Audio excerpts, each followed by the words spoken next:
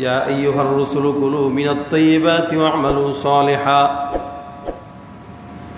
আদম পয়গম্বর থেকে নিয়ে সমস্ত পয়গম্বর রাসূল যারা আছেন দুনিয়ার জিন্দেগিতে সমস্ত রাসূলদেরকে আল্লাহ পাক রব্বুল আলামিন এই আদেশ করলেন, হে পয়গম্বরেরা, কুলু মিনাত তাইয়্যিবাত, যা কিছু ভালো, যা কিছু হালাল, যা কিছু তোমার জন্য কল্যাণ, খাও দাও ফুর্তি করো, যাই কিছু করো না কেন, ওই সমস্ত জিনিসগুলো যদি হালাল হয় তাহলে ওয়া'মালু সালিহা, রব্বুল আলামিন বলে এরপরে হালাল খাও এবং ইবাদত করো, সালেহ ইবাদত আমল করো।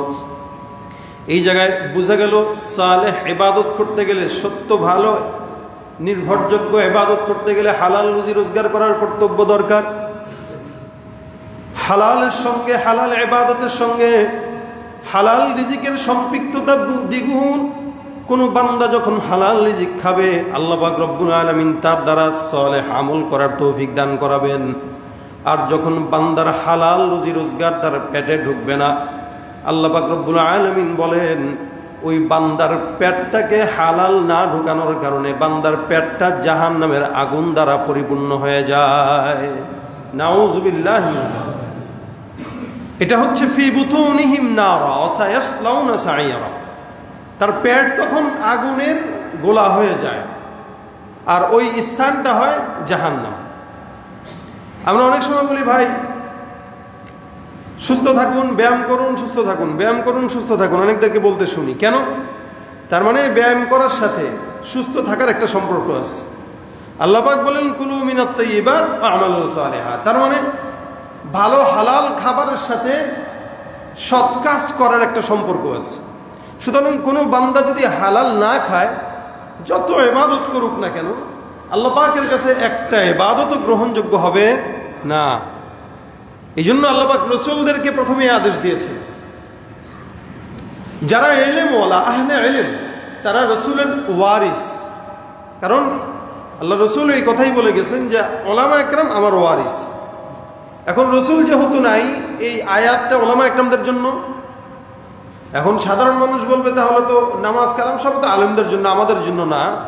আল্লাহ পাক বলেন ইয়া আইয়ুহাল্লাযীনা আমানু আনফিকু মিন তাইয়্যিবাতি মা রাযাকনাকুম, আমি তোমাদেরকে যে রিজিক দিয়েছি ওখান থেকে তোমরা খরচ করো, পবিত্র যেগুলো ওগুলো খাও, ওগুলো খরচ করো, ওগুলো আমি আল্লাহর রাস্তায় দাও। তার মানে একদিকে রাসূলদেরকে এই আদেশ দিয়েছেন, আরেকদিকে মুমিনদেরকে আদেশ দিয়েছেন।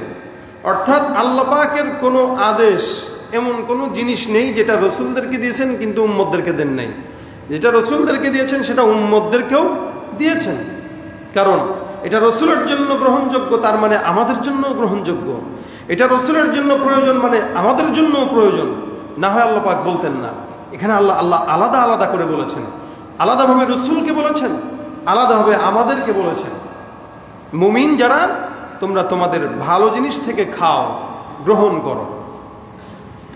আমাদের সমাজের ভিতরে এখন বর্তমানে হিসাব যদি করি, 100 মানুষের ভিতরে মোটামুটি 85% 90% মানুষের হালাল ইনকাম নেই।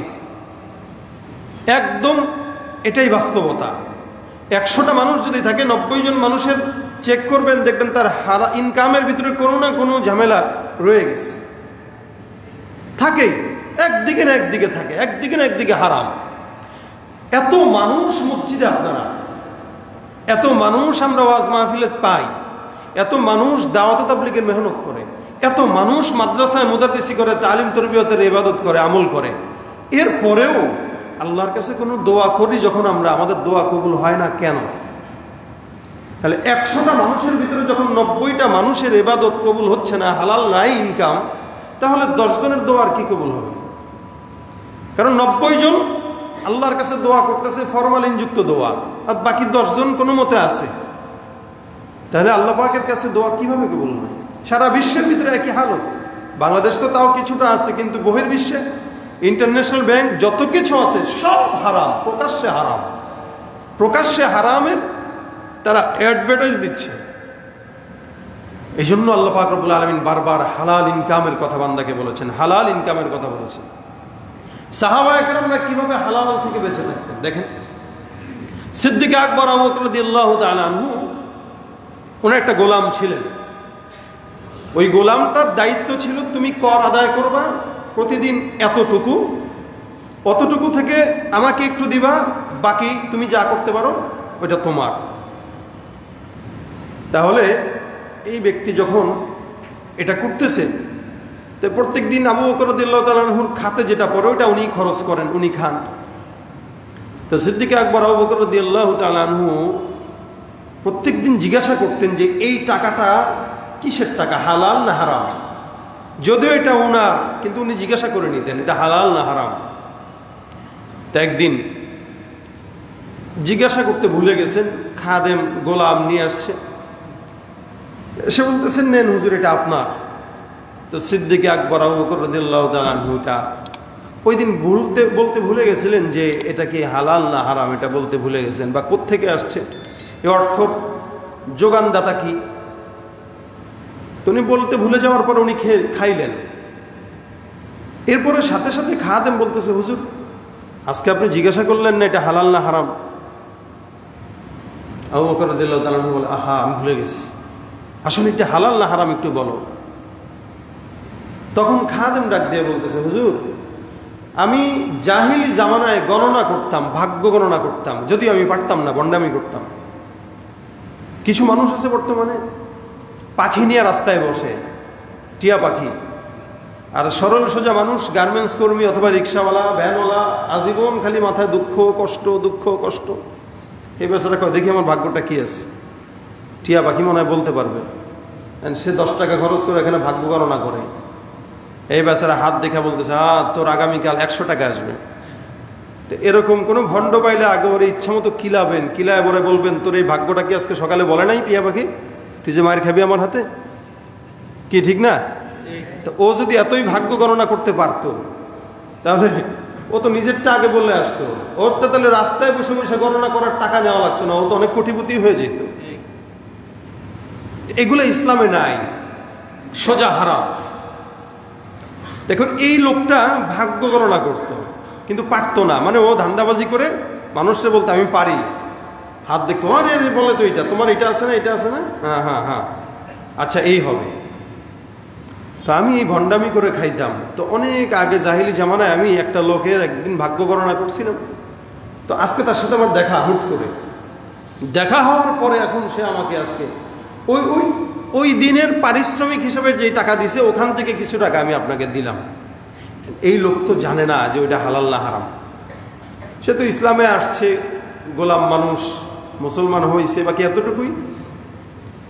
সিদ্দিক আকবর আবু বকর রাদিয়াল্লাহু তাআলা কিন্তু যেটা খাইছেন ওটা কিন্তু গিলে ফেলছিলেন। কাইন্না লিল্লাহ তুই করলিটা কি, এটা কি খাওয়াইলি আমাকে? হযরত আবু বকর রাদিয়াল্লাহু তাআলা আনহু মুখের ভিতরে আঙ্গুল দিলেন, ইচ্ছাকৃত আঙ্গুল দেওয়ার কারণে বমি আসে, তো বমি করলেন, সব খাবার ফেলে দিলেন। সুবহানাল্লাহ। খাদেম বলতেছে হুজুর ফেলে দিলেন? কয় ইচ্ছাকৃত হোক অনিচ্ছাকৃত হোক, পারো বা না পারো, ইসলামের দৃষ্টিতে ভাগ্য গণনা করা, জ্যোতির্বিদ্যা, এগুলো হচ্ছে সম্পূর্ণ শিরিক কুফরি। তো এটার ইনকাম কোনোদিন হালাল হইতে পারে না। আর তুমি আমাকে না জানিয়ে এই জিনিসটা আমার পেটের ভিতরে দিলে, যেহেতু আমি চাই না আমার ইবাদত নষ্ট হোক, এই কারণে আঙ্গুল দিয়ে যতটুকু পেরেছি বমি করে ফেলে দিয়েছি। সুবহানাল্লাহ। তাহলে এটা ছিল হযরত আবু বকর সিদ্দিকের সতর্কতা, এটা ছিল ওনার হালত। আর আমাদের হালত আমরা করি কি, আমরা জানতেছি এটা হারাম, খাও তো আল্লাহর কাছে মাফ চাইলে মাফ করে দিবে আল্লাহ। মানে ওরা রাত্রে স্বপ্ন দেখাইছে জিব্রাইল, দোস্ত তুই যত আকাম করস কোনো সমস্যা নাই, তুই খালি মাফ চাবি আল্লাহ মাফ করে দিবে, যা। এই চিন্তা ভাবনা করানোওয়ালা লোক সমাজে আছে না নাই বলেন? কম, অনেক বেশি। সে 24 ঘন্টা উল্টা পাল্টা পথে আছে, কিছু বললে বলো দূর মিয়া মাফ চায়নি মনে আল্লাহর কাছে। 60 বছর যে ব্যক্তিটা গুনাহের পথে চলছে, ওই ব্যক্তি কেমনে 65 বছর যায় মাফ চাবে? কারণ তো সারা জিন্দগি গুনায় কাটছে, এখনো ইবাদত করলে ওই গুনাহগুলো স্মরণ হয়, আরে কি মজা করে গুনাহগুলো করতাম, এখন আর পারি না। কারণ শয়তান এমন একটা খারাপ জিনিস, কোন মানুষ আজ থেকে 10 বছর আগে গুনাহ করছে, অথবা গুনাহের একটা জিনিস তার সামনে আসছে সে করে নাই, মৃত্যুর আগে হইলেও তাকে ওই জিনিসটার আফসোস শয়তান ঢুকায় দেয়। এটা হলো শয়তানের কাজ। কারণ শয়তান তো ওয়াদাই করছে যে আমি এই জাতিরে ধ্বংস না করে ছাড়বো না, এটা আল্লাহর সাথে থেকে অনুমতি নিয়ে নিছে, এটা অনুমতি প্রাপ্ত শয়তান, মানে লাইসেন্স প্রাপ্ত সন্ত্রাসী আমরা বলি, এ হইল লাইসেন্স প্রাপ্ত শয়তান। মানে আমাদেরকে ধ্বংস করবে, এটা তার কাজ। সিদ্দিক আকবর আবু বকর রাদিয়াল্লাহু তাআলা আনহুর হালত ছিল এই জন্য রাসূল করিম সাল্লাল্লাহু আলাইহি ওয়াসাল্লামের একটা হাদিস আপনাদেরকে আমি শোনাই। যারা এখানে ইবাদত করতেছেন, নামাজ পড়তে আসছেন, অনেকে হজ করেন, অনেকে অনেক বড় বড় দানবীর 24 ঘন্টা ইবাদতে কাটান, একটা হাদিস শোনাই। আল্লাহ রাসূল সাল্লাল্লাহু আলাইহি ওয়াসাল্লাম বলেন, হযরত আবু হুরায়রা রাদিয়াল্লাহু তাআলা আনহু থেকে বর্ণিত, রাসূল বলেন, قال رسول الله صلى الله عليه وسلم يا ايها الناس ان الله طيب لا يقبل الا طيبا। রাসূল বলেন, হে মানুষরা, মনে রেখো নিশ্চয়ই আল্লাহ পবিত্র, নিশ্চয় আল্লাহ পবিত্র, লা ইয়াকবালু ইল্লা তাইয়িবান, আল্লাহ পবিত্রতা ছাড়া কোনো কিছু গ্রহণ করেন না। মানে আপনি হারাম জিনিস মসজিদে দিলেও কোনো লাভ নাই। ওই যে সুদের টাকার শরীয়ী মাসলা কি, ঘুষের টাকার শরীয়ী মাসলা কি, হারাম টাকার মাসলা, যে এটাকে কোনো গরিবদেরকে দিয়ে দিবেন কোনো সওয়াবের নিয়ত ছাড়া, এমনি দিয়ে দিতে হবে। আপনি দিয়ে আবার বলবেন আমি কিন্তু তোমাকে দিছিলাম না, শেষ, সব শেষ, কারণ এটা হারাম। ওয়া ইন্নাল্লাহা আমারাল মুমিনিনা বিমা আমারা বিহিল মুরসালিন, এবং আল্লাহ পাক রব্বুল আলামিন প্রত্যেকটা মুমিনকে ওই বিষয় আদেশ করেন যেটা নবী রাসূলদেরকে আল্লাহ পাক আদেশ করেছেন। যেমন এই হালাল রুজির ব্যাপারে রাসূলদেরকেও বলেছেন, মুমিনদেরকেও বলেছেন। তখন রাসূল সাল্লাল্লাহু আলাইহি ওয়াসাল্লাম এই আয়াত দুইটা তেলাওয়াত করেন, ইয়া আইয়ুহার রাসূলু কুলু মিনাত তাইয়্যিবাতি ওয়া'মালু সালিহা। একটা হলো এইটা। দুই নম্বর, ইয়া আইয়ুহাল্লাযীনা আমানু কুলু মিন তাইয়্যিবাতি মা রাযাকনাকুম। তারপরে রাসূল বলেন, সুম্মা যাকারার রাজুল ইউতিলুস সাফারা আশআসা আগবারা ইয়ামুদ্দু ইয়াদাইহি ইলাস সামা। রাসূল বলেন, একটি লোক দীর্ঘ পথ হেঁটে হেঁটে হেঁটে হেঁটে মক্কায় যাচ্ছে হজের সফরে। তার চুল উস্কো খুস্কো, চেহারায় ধুলাবালির লেগে আছে। মানে যারা হজের সফরে আগে ঘোড়ায় যাইতো, উটের সফরে যাইতো, ধুলাবালিতে চেহারা সুরত একদম ধুলাবালির মতো লাল হয়ে যেত। রাসূল এরকম একটা লোকের উদাহরণ দিচ্ছে যে এক ব্যক্তি হজের সফরে যাচ্ছে, ধুলাবালি চেহারায়, ধুলাবালি চোখে, ইয়ামুদ্দু ইয়াদাইহি ইলাস সামা, এবং সে আল্লাহ পাক রব্বুল আলামিনের কাছে দুহাত তুলে আসমানের দিকে হাত উঠায় বলতেছে, আল্লাহ আল্লাহ তুমি আমার হজ কবুল করো, আল্লাহ তুমি আমার যাওয়া সহজ করো, আল্লাহ তুমি আমার সব গুনাহ মাফ করো, আয় আল্লাহ তোমার ঘর দেখতে যাচ্ছি, আল্লাহ তুমি সাক্ষী থাকো, লাব্বাইক আল্লাহুম্মা লাব্বাইক, এই সমস্ত জিনিস সে করতেছে।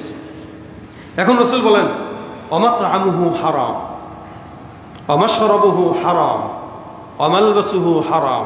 রাসূল বলেন, আহা, এই লোকটা আল্লাহ আল্লাহ বলতেছে, হজের সফরে যাচ্ছে, এত কষ্ট করে যাচ্ছে। রাসূল বলেন, জানো, ওমাতআমুহু হারাম, সে যা খায় সব হারাম, ওমালবাসুহু হারাম, সে যা পরে সব হারাম, ওমাশরাবুহু হারাম, সে যা খায় সব হারাম, পানি পান করে সব হারাম, ওগুযিয়া বিল হারাম, তার দেহর চুল থেকে পা পর্যন্ত সব হারাম দ্বারা আবৃত। ফাআন্না ইউস্তাজাবু লিযালিক। রাসূল বলেন, বলো তো সাহাবা একরাম, এই লোকটা এত আল্লাহ আল্লাহ করে, এত তাহাজ্জুদ গুজার, এত কষ্ট করে হজে যায়, এত কষ্ট করে দান করে, তার ইবাদত কি কবুল হবে? রাসূল বলেন, কশিন কালেও এই হাজী সাহেবের ইবাদত আল্লাহর দরবারে কবুল হবে না। নাউযুবিল্লাহি মিন যালিক। আল্লাহ আমাদেরকে হেফাজত করুক, বলেন আমিন। একটা হজের সফরকারী ব্যক্তি, সে আল্লাহ পাকের কাছে ডাক দিয়ে চাচ্ছে, আল্লাহ পাকের বাইতুল্লাহ তওয়াফে যাচ্ছে, আল্লাহর কাছে ডাকতেছে, আল্লাহর কাছে মাফ চাচ্ছে, আল্লাহ পাকের রাস্তায় দান করতেছে, সব করতেছে, কিন্তু রাসূল বলেন তার সব হারাম রুজির কারণে কোনো কিচ্ছু আল্লাহর কাছে কবুল হইতেছে না। এখন আমি আমার নিজেকে মিলাই, আমার রুজি রোজগার কি হালাল কিনা, আমি যেটা পাই, আমি যে চাকরি করি ওই চাকরিটা কি হালাল কিনা, আমি যে কাজ করি এই কাজটা কি হালাল কিনা, এটা আমি আমার নিজের সাথে মিলাই, তাহলেই তো মিলে যায়। আরেকটি চমৎকার ঘটনা আপনাদেরকে বলি। আলী ইবনুল মাদানী রাহমাতুল্লাহ আলাইহি, উনি ছিলেন হযরত ইমাম বুখারী রাহমাতুল্লাহ আলাইহির ওস্তাদ। আমরা ইমাম বুখারী রাহমাতুল্লাহ আলাইহিকে চিনি না এমন কোন মানুষ দুনিয়াতে পাওয়া যাবে না, মুসলমান পাওয়া যাবে না, যদি সে মুসলমান হয়ে থাকে। ইমাম বুখারী রাহমাতুল্লাহ আলাইহির ওস্তাদ আলী ইবনুল মাদানী রাহমাতুল্লাহ আলাইহি উনি বলেন, আমার বাবা ইন্তেকাল করলো, আমি প্রত্যেক দিন বাবার কবরে যাই। কারণ আলী ইবনুল মাদানী রহমতুল্লাহ আলাইহির মতো একজন আলেম সন্তান যখন কোনো বাবা রেখে যাবে, ওই বাবার কবরে তো তেলাওয়াত করবেই, বাবার কবরে যায় তেলাওয়াত করে। উনি বলে, আমি প্রত্যেক দিন সকালে যাই, যে সূরা ইয়াসিন তেলাওয়াত করি। আমি আবার বিকেলের দিকে কবরে যাই, আমার বাবার কবরে, ওখানেও যে আমি তেলাওয়াত করি। করতে করতে বহুদিন হয়ে গেল, আমি আমার বাবার কবরে প্রত্যেক দিন একবার করে হলেও যাই, তেলাওয়াত করি। বাবার কবরের পাশে যায় বসে বসে আল্লাহর কালামের তেলাওয়াত আর জিকির আজকার আর পয়গম্বরের উপরে দুরূদ। হঠাৎ করে রমজানের ভিতরে একদিন 27 রমজান কদরের রাত, আমি সেহরি খেয়ে ইবাদত করে বাসার দিকে রওনা হয়ে যাব, এমন সময় অন্ধকারের ভিতরে আমি হঠাৎ করে পাশের এক কবর থেকে একটা আওয়াজ পাইলাম। পাশের কবরস্থান থেকে একটা আওয়াজ আসতেছে, আয় হায় আয় হায় ইয়া আসাফা। কবর থেকে এমন একটা আওয়াজ, মানে আফসোস আফসোস, হায় হায় আমি কি করলাম। আলী ইবনুল মাদানী রাহমাতুল্লাহ আলাইহি বলেন, আমি ওই অন্ধকারের ভিতরে কবরটা আমার নজরে পড়ে নাই, আমি আমার কবরটা না দেখে কবরের পাশে যেয়ে বুঝতে পারলাম, আওয়াজটাও শুনতে পারলাম, আয় হায় বলে আওয়াজ আসতেছে। পরের দিন সকালবেলা আমি এলাকার মানুষদেরকে জিজ্ঞাসা করলাম, ভাই এই কবরটা কোন ব্যক্তির? মানুষগুলো ডাক দেয়া বললো, এই কবরটা অমুক এলাকার অমুকজন মানুষের। যেই মানুষের নামটা বললো, আমি ওই মানুষকে একদম অক্ষরে অক্ষরে চিনি। এমন একজন মানুষের নাম বললো, যেই মানুষটা প্রত্যেক দিন ফজরের নামাজ থেকে শুরু করে এশা পর্যন্ত 5 ওয়াক্ত নামাজের ভিতরে ইমাম সাহেবের পিছনে দাঁড়িয়ে দাঁড়িয়ে আল্লাহু আকবার বলে প্রথম তাকবীরে উলার সঙ্গে নামাজ আদায় করত। এমন একজন ব্যক্তিকে আমি চিনতাম, যে ব্যক্তি অযথা কোনো কথা বলতো না। এমন একজন ব্যক্তিকে আমি চিনতাম, যে ব্যক্তি কোনোদিন গুনাহ করে নাই। এমন একজন ব্যক্তিকে আমি চিনতাম, যে ব্যক্তি কোনোদিন মানুষের সঙ্গে খারাপ ব্যবহার করে নাই। তাকে আমি কোনোদিন এমন আজে বাজে কথাও বলতে দেখি নাই। অর্থাৎ উনি বলেন, قد أفلح المؤمنون الذين هم في صلاتهم خاشعون والذين هم عن اللغو معرضون والذين هم للزكاة فاعلون। এই যতগুলো গুণ আল্লাহ পাক রব্বুল আলামিন মুমিনের জন্য রেখেছেন, সমস্ত গুণগুলো এই বান্দার ভিতরে ছিল। এই বান্দাটা ইবাদত করত, ব্যবসা করত, যাই করত সব কিছু আল্লাহর জন্য করত। বান্দাটা মসজিদে সকাল থেকে নিয়ে ইশরাকের নামাজ পর্যন্ত বসে জিকির আদায় করত। এই বান্দাটার ব্যাপারে এমন একটা কোনো মানুষ নেই যেই মানুষটা খারাপ ধারণা দিতে পারবে। অথচ রাসূল সাল্লাল্লাহু আলাইহি ওয়াসাল্লাম বলেন, জমিন যার ব্যাপারে ভালো সাক্ষ্য দেয়, আল্লাহ পাক রব্বুল আলামিন জমিনের সাক্ষ্যের কারণে মুর্দাকে জান্নাত পর্যন্ত পৌঁছায় দেয়। জমিন যদি খারাপ সাক্ষ্য দেয়, আল্লাহ পাক রব্বুল আলামিন বান্দাকে মুর্দাকে জমিনের সাক্ষ্যের কারণে জাহান্নামের ভিতরে দিয়া দেয়। একটা মানুষ যতই খারাপ হোক না কেন, জমিন যদি সাক্ষ্য দেয় সে ভালো, আল্লাহ পাক রব্বুল আলামিন তাকে জান্নাতের ফয়সালা করে। আমি এমন কোনো মানুষকে দেখি নাই যে মানুষটা তার ব্যাপারে খারাপ কোনো মন্তব্য করবে। আমি চিন্তা করলাম, এই মানুষটার কবর থেকে হায় হায় শব্দ আসার কারণ এটা আমার নিজের ভিতর থেকে একটা উদ্যোগ আসলো যে এটা আমার বের করা লাগবে। আমি তাহকিক করা শুরু করলাম। উনি যেই এলাকায় বাসা ছিল ওই এলাকায় চলে যায়, ওই লোকের সঙ্গে যাদের ঘনিষ্ঠতা ছিল, তার সমবয়সী যারা ছিল তাদের সঙ্গে যায় কথা বলা শুরু করলো। ওই লোকদেরকে ডাক দেয়া বলতেছে, এই লোকের সম্পর্কে আমাকে বলেন, তার জীবনের শুরু থেকে মৃত্যু পর্যন্ত যা যা ঘটতো, যা যা করলো সব কিছু বর্ণনা করেন। ওই বান্দাগুলোও সব বর্ণনা করতেছে। ভাই, এই লোকটার মতো ভালো মানুষ দুনিয়াতে আমরা খুব কম দেখেছি। লোকটা ব্যবসা করতো হালাল ভাবে, কোনো মানুষকেও ঠকাইতো না। বান্দা ফজরের নামাজের 1 ঘন্টা আগে মসজিদে যায় তালা খুলতো, আবার সবার পরে মসজিদ থেকে বের হইতো। কোনো মানুষের ব্যাপারে কোনোদিন গীবত গাইতে দেখি নাই। হজের সময় হজ করতো, জাকাতের সময় জাকাত দিয়া দিত। এমন একটা মানুষের ব্যাপারে আপনি যেই কথা বলেছেন এই কথাটা গ্রহণযোগ্য কথা না, বিশ্বাসযোগ্য কথা না।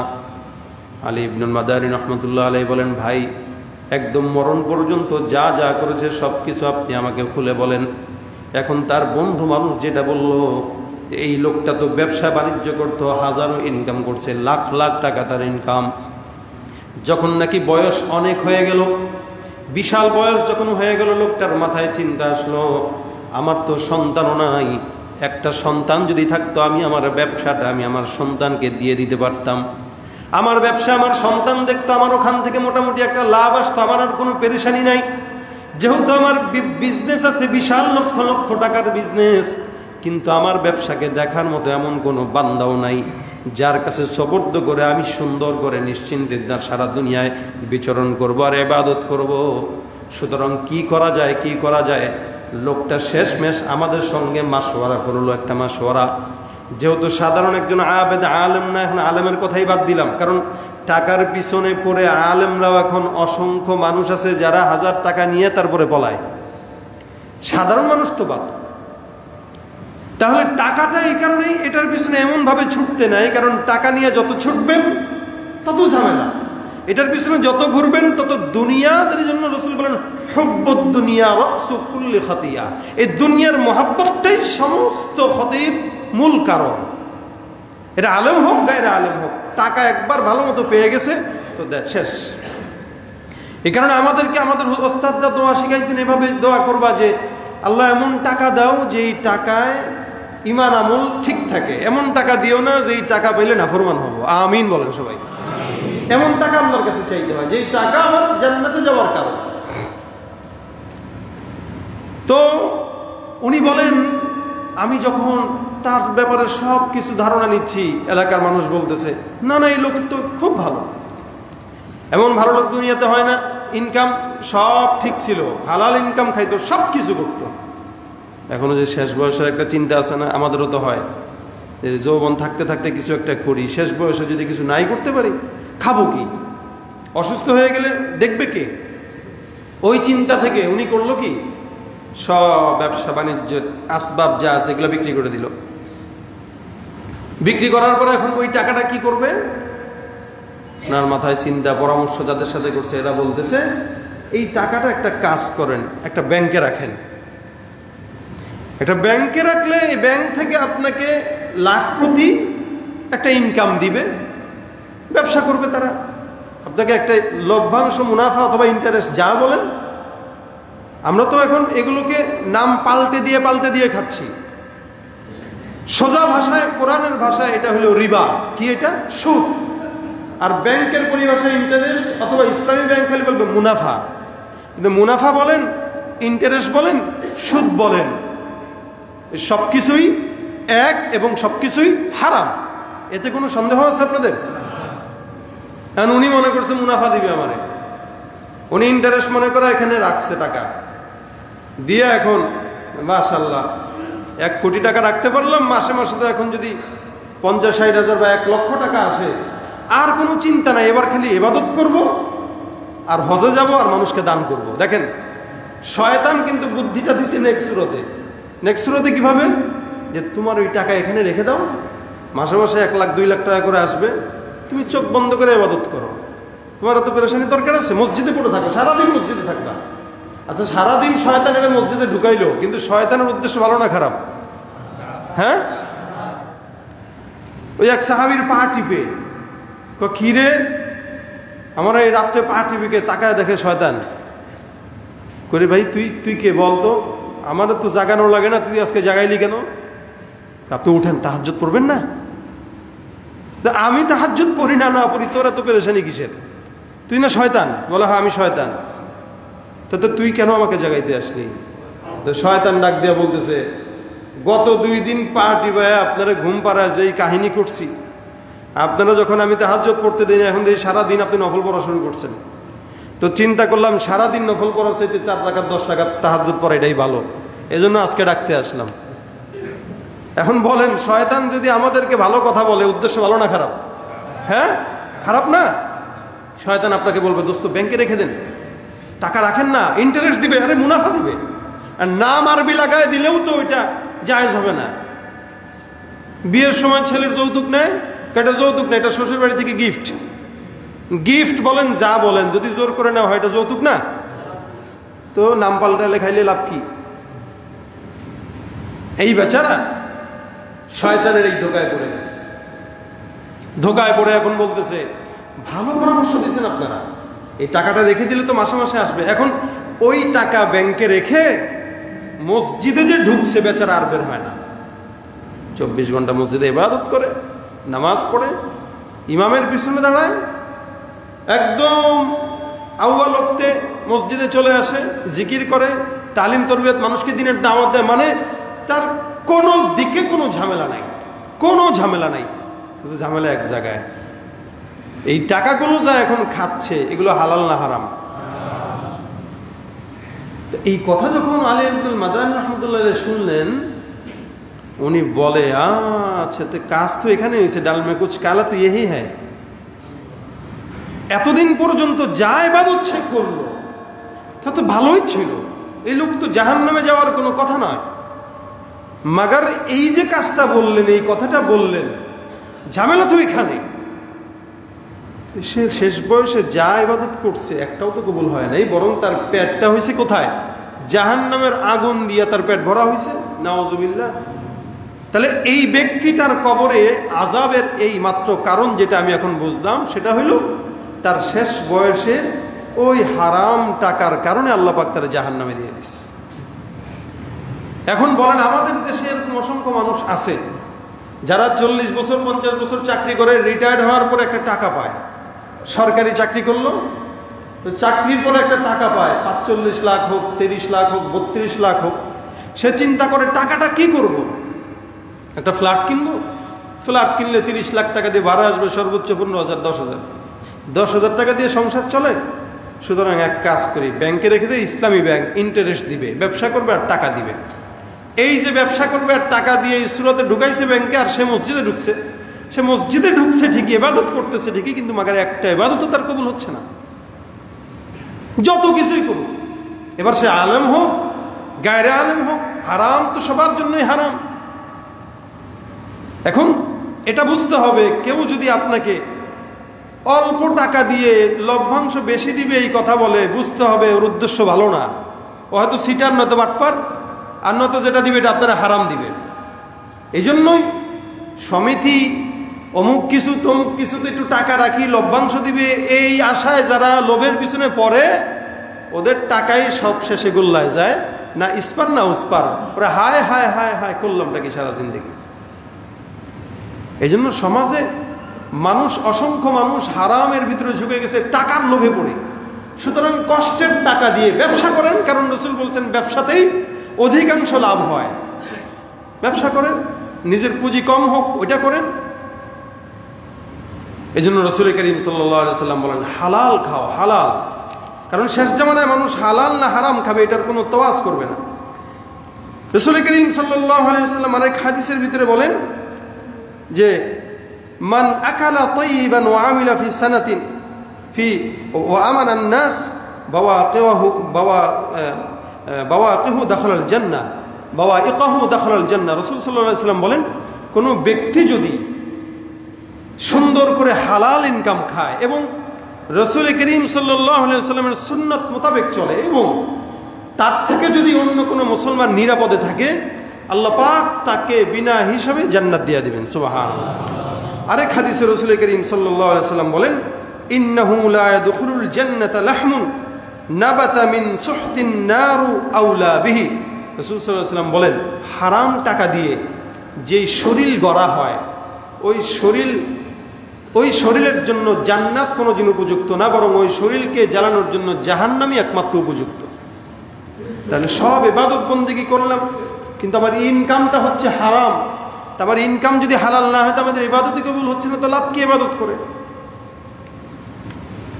সবচেয়ে বড় যেটা কথা, মানে এটা হচ্ছে অবাক করা একটা হাদিস। রাসূল করিম সাল্লাল্লাহু আলাইহি ওয়াসাল্লাম বলেন, আর রিবা 70 হুবান, আর রিবা 70 হুবান। রাসূল করিম সাল্লাল্লাহু আলাইহি ওয়াসাল্লাম বলেন, সুদের 70টা প্রকার আছে, 70টা গুনাহ আছে, 70টা ক্ষতি আছে। আল্লাহর হাবিব বলেন, আইসারুহা আইয়ানকিহার রাজুলু উম্মাহু। রাসূল করিম সাল্লাল্লাহু আলাইহি ওয়াসাল্লাম বলেন, 70টা গুনাহ, 70টা ক্ষতি। বুঝেন, সুদের ক্ষতি কয়টা বলেন? 70টা। আল্লাহর হাবিব, আচ্ছা আপনাদের কাউকে যদি বলি, আমাদের যদি কেউ বলে, ভাই আপনার মা আপনার আম্মুকে আপনি নিকাহ করেন, ওই লোককে আমরা কি করব? কোনো জবাব নাই এই জবাবে। কিন্তু আল্লাহ রসুল এই কথা বলে গেছেন যে সুদের 70টা ক্ষতির ভিতরে আইসারুহা, সবচেয়ে নিম্নবর্তী ক্ষতি যেটা, সবচেয়ে নরমাল গুনাহ যেটা, সবচেয়ে নরমাল ক্ষতি এবং গুনাহ যেটা, আইয়ানকিহার রাজুলু উম্মাহু, একটা লোক সুদ খাইলো মানে সে তার মাকে নিকাহ করলো। নাউজুবিল্লাহ মিন যালিক।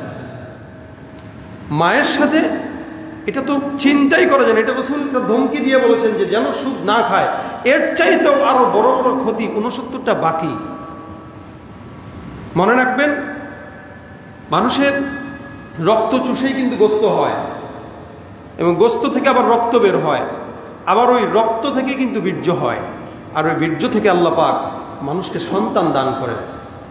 মানুষের এই জায়গা থেকে আল্লাহ পাক যেহেতু সন্তান দান করেন, যখন আপনার খাবারটা আপনার রক্তের সঙ্গে হারাম মিশে যাবে, আপনার খাবারটা যখন রক্তের সঙ্গে মিশে যাবে হারাম ভাবে, ওই হারাম থেকে আবার আরেকটা জিনিস হারাম তৈরি হবে, তো ওই জায়গা থেকে যখন সন্তান জন্ম হবে, ওই সন্তান কোনোদিন হালাল সন্তান হবে না। এই জন্য মানে এটা আমাদের তাজরিবা। অধিকাংশ ঘুষখোর, সুদখোর এরা যারা আছে, যারা মানুষের ঘুষের টাকায় চলে, দেখবেন ওদের সন্তানগুলাও বিকলাঙ্গই হয় অধিকাংশ। হয়তো বিকলাঙ্গ, নয়তো বেয়াদব, আর নয়তো আধা পাগল, কথা শুনে না। মানে কেন? ওই যে 10 জন 10টা মানুষের হারাম টাকা, 10 মানুষের থেকে ঘুষের হারাম টাকা নিয়ে সে নিজের সন্তানদেরকে খাওয়াচ্ছে, তো এই সন্তান মানুষ হবে কিভাবে? এটা কিন্তু সন্তানের উপরে আসর করে। তা আপনি আপনার সন্তানকেও যদি ভালো মানুষ করতে চান, আপনার হালাল রুজি রোজগার করার দরকার এবং হালাল খাওয়া দরকার। কারণ আপনার খাবার যখন ঢুকে ওইখান থেকে রক্ত হয়, রক্ত থেকে আপনার হচ্ছে, ওই সন্তান হচ্ছে, তাহলে সেই সন্তানটা তো অন্তত ভালো হোক না, প্রত্যেকটা মা বাবাই চায়। এজন্য জীবনের সরকারি চাকরির সর্বশেষ পুঁজি যেটা 40 লাখ, এই পুঁজিকে ব্যাংকে খাটায়েন না, এই পুঁজিকে প্রয়োজনে কোনো ছোট্ট একটা ব্যবসায় খাটায় কাউকে দেন, তাও অন্তত আল্লাহ পাক ইবাদত শেষ বয়সে কবুল করবে। অনেক মানুষ আছে আজীবন গুনাহ করে, শেষ বয়সে তো অন্তত ইবাদত করে। এখন আজীবন গুনাহ করার পরে শেষ বয়সে যদি আবার হারাম খান, তাহলে তো এটাও গেল ওইটাও গেল। এই জন্য যারা আমরা এখানে আছি, প্রত্যেকের আমাদের এটা মাথায় রাখা উচিত, খাবো হালাল না হারাম? বলেন, হালাল না হারাম? হালাল। এখন হালালটায় যদি কোনো সন্দেহ থাকে, তাহলে ওলামা ইকরামদের কাছে ফতোয়া নিবেন যে হুজুর এটা কি, এটা কি জায়েজ হচ্ছে আমি যে কাজ করছি, না হারাম হচ্ছে? যদি হুজুর বলে এই ব্যাপারে তো ইসলাম সন্দিহান, দরকার নাই, অন্যটা যদি সাইড আপনার থাকে আপনি ওই সাইডে চলে যান, আপনি ওই খাবার খান। শুবহাত রেখে, সন্দেহ রেখে 1 লোকমা খাবারও পেটে দিয়েন না। অন্তত ইবাদত যেগুলো করতেছেন এগুলো যেন ধ্বংস না হয়। আল্লাহ আমাকেও তৌফিক দান করুক, আপনাদেরকেও দান করুক, বলেন আমি। কারণ এটা প্রত্যেকের জন্য জরুরি। আজ মানে আমারও তো ভয় লাগে, যাহারে এত ইবাদত করি, যতটুকু করি, আমাদের তো ইবাদত খুবই কম। 5 ওয়াক্ত নামাজ পড়তেছি, এটাই আমাদের সবচেয়ে বড় ইবাদত। এখন এই 5 ওয়াক্ত নামাজও যদি কবুল না হয়, তাহলে কি করলাম সারা জিন্দেগি? কি নিয়ে আল্লাহর দরবারে দাঁড়াবো? আল্লাহ পাক রব্বুল আলামিন আমাদের সকলকে হালাল রুজি রোজগার করার তৌফিক দান করুক, হারাম থেকে বেঁচে থাকার তৌফিক দান করুক। সকলে বলি আমিন। সকলে 4 রাকাত সুন্নত আদায়।